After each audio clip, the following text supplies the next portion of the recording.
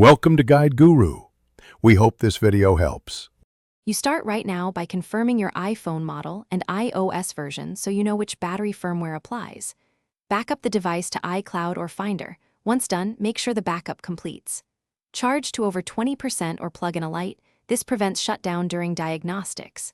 Gather tools, a pentalobe screwdriver and a spudger. These first steps avoid data loss and allow safe disassembly. Do not proceed until backup and charge are verified. Once done with prep, check settings battery health and read the unverified message.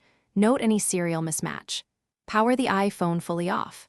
Remove the display gently, work slowly to avoid tearing flex cables, and disconnect the battery connector.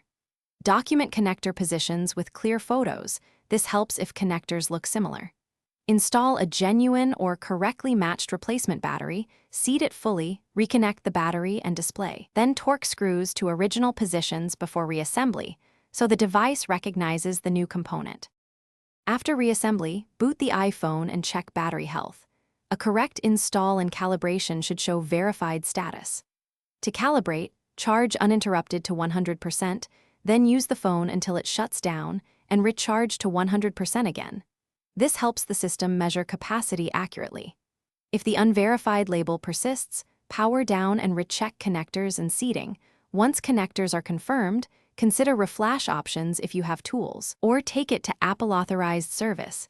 This single troubleshooting step resolves most recognition. Thanks for watching. Consider subscribing if we helped you today.